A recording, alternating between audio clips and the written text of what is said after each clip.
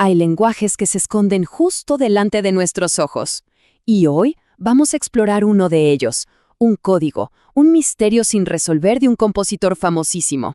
Pero, y aquí viene lo interesante, vamos a conectar ese pequeño enigma con una historia muchísimo más antigua, mucho más profunda, la historia de una voz que fue silenciada. Ok, empecemos. Lo que estamos viendo es el famoso cifrado Dorabella. Fíjense bien, es un enigma de 87 caracteres que el compositor Sir Edward Elgar le mandó a una joven amiga suya, Dora Penny. ¿El problema? Ella nunca pudo descifrarlo. Y de hecho, nadie ha podido. Hasta el día de hoy, su significado es un misterio total. Entonces, ¿quién era el hombre detrás de este código? Nada menos que Sir Edward Elgar. Y es que para entender el mensaje, primero tenemos que entender a la persona. Elgar no era solo un músico, ¿saben? Su verdadera pasión, su obsesión, eran los secretos, los rompecabezas y, por encima de todo, la criptografía. Y ojo, que esta fascinación de Elgar por los códigos no era un simple pasatiempo. Para nada. De hecho, llegó a resolver el llamado código nihilista, que en su época se consideraba, imposible de descifrar. Esta mentalidad, esta habilidad para ver significados ocultos en todas partes, fue clave en cómo veía el mundo, y fue precisamente eso lo que lo llevó a crear su mayor misterio musical. Y esto nos lleva directamente de ese pequeño cifrado privado a su gran obra maestra pública, Las Variaciones Enigma, una composición que, como su nombre ya nos adelanta, no contiene uno, sino dos misterios diferentes. El primer enigma es, digamos, el más sencillo. Cada una de las 14 variaciones es un retrato musical de un amigo o de un ser querido. Pero claro, sus identidades estaban ocultas detrás de iniciales o algún apodo. Era básicamente un juego de adivinanzas, pero con música. Con el tiempo, este primer enigma se resolvió. Ahora sabemos, por ejemplo, que C.A.E. era su esposa, Caroline Alice Elgar, que Nimrod era su mejor amigo, August Jaeger, y la variación Dorabella, por supuesto, era Dora Penny, la misma joven que recibió esa extraña carta codificada. Elgar hasta se incluyó a sí mismo en la última variación. Pero a ver, esto solo resuelve el misterio más superficial. Hay otro enigma, uno mucho más profundo, uno que el propio Elgar sembró en el corazón mismo de la composición y que, hasta hoy, sigue sin resolverse. Y es que fue el mismo Elgar quien dejó esta pista, una pista increíblemente tentadora.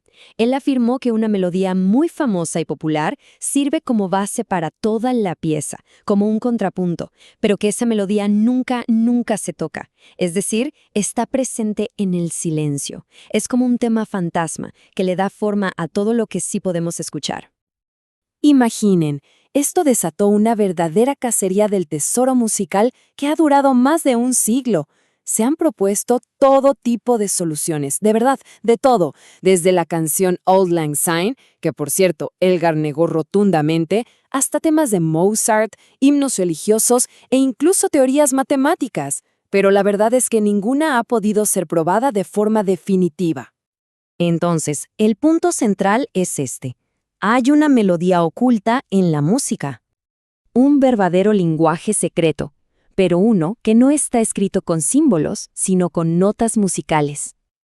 Pero a ver, esta idea de un tema que no se escucha, pero que le da forma a todo un sistema, quizá no es una invención de Elgar. Y si este patrón fuera mucho más antiguo que la música misma. Y es justo aquí donde nuestra historia da un giro profundo. Vamos a pasar de un simple acertijo musical a un silenciamiento histórico fundamental. Pensemos, ¿y si la historia de nuestra civilización occidental tuviera su propio tema no escuchado? Esta es la historia de una presencia divina femenina que fue suprimida. Una voz que fue el tema original de la sabiduría en la historia occidental y que después sistemáticamente fue borrada. Se convirtió en un tema que, igual que en la música de Elgar, está ahí, pero no se toca. Miren, antes de ser un concepto abstracto, la sabiduría era una presencia real, Sofía, o Chokma en hebreo. No era algo que uno aprendía en un libro. No. Era una inteligencia cósmica, una entidad divina autónoma que, según los textos más antiguos, existía incluso antes que el propio mundo. Y esto no es solo una idea mística o poética, ¿eh? La arqueología lo confirma. Se han encontrado inscripciones antiguas, por ejemplo en el desierto del Sinaí, que revelan que el dios hebreo primitivo, Yahvé, era adorado junto a una consorte divina, Ashera. Las inscripciones decían literalmente, «Te bendigo por Yahvé y su Ashera». O sea, una pareja divina, una pareja que luego fue sistemáticamente borrada de los textos oficiales. El cambio fue gradual, sí, pero totalmente intencionado. Conforme el culto se fue centralizando, la figura de la divinidad femenina fue suprimida, pero su voz, la voz de la sabiduría, esa era demasiado poderosa para silenciarla del todo. Así que los escribas hicieron algo mucho más sutil. La transfirieron. Le quitaron la voz a Sofía y se la atribuyeron a un rey humano, a Salomón, en textos como el libro de los Proverbios. Y la transformación fue total. La voz de Sofía empieza en los textos siendo una fuerza cósmica, audaz, pública, una voz que clama en las calles. Pero para el final del mismo libro, esa misma sabiduría ya ha sido domesticada, reducida a la figura de la esposa virtuosa. Así, sin más, la diosa cósmica se convirtió en un simple ideal doméstico.